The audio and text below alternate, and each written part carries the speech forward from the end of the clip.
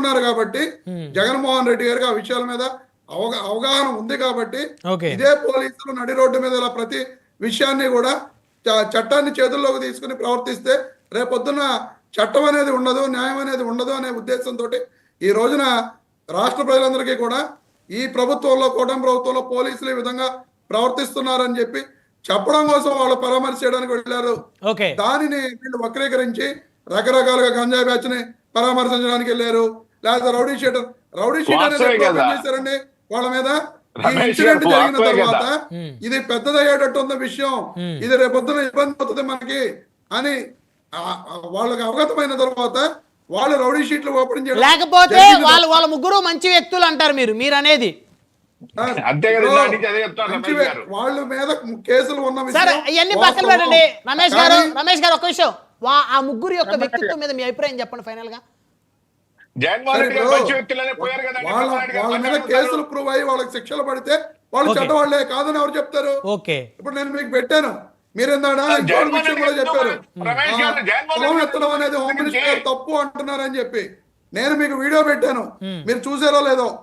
పొలాన్ని గతంలో చంద్రబాబు నాయుడు గారు లోకేష్ గారు అదే రోజున పొలం గురించి ఎలా మాట్లాడారో చూడండి. దళిత కుటుంబంలో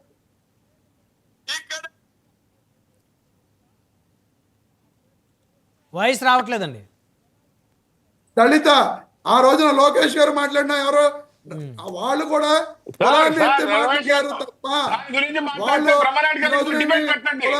అవన్నీ ఇప్పుడు మన చర్చ ఆ ముగ్గురు నేరస్తులా కాదా, ఆరోపణలు ఎదుర్కొన్నారు లేదా, ప్రజలను భయభ్రాంతులు చేస్తున్నారు లేదా, కానిస్టేబుల్ గారి మీద దాడి చేశారు లేదా, అలాంటి వ్యక్తుల కోసం మాజీ ముఖ్యమంత్రి హోదాలో జగన్మోహన్ రెడ్డి గారు రావడం తప్ప ఒప్ప అనేది ఇక అలా అనుకుంటే చాలా మంది మాట్లాడారు దళితుల గురించి. అన్ని పార్టీల నాయకులు టంగు స్లిప్ అయిన సందర్భాలు, అది మళ్ళీ వేరే చర్చ పెట్టుకుందాం మనం, అది వేరే చర్చ పెడదామండి. సమయం లేదు, సమయం లేదు.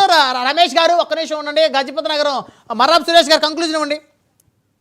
సార్ నాయుడు గారు ఎవరిని డిస్టర్బ్ చేయొద్దని చెప్పండి. నేను ఒక 4-5 పాయింట్లు చెప్తాను ప్రధానంగా. తప్పకుండా.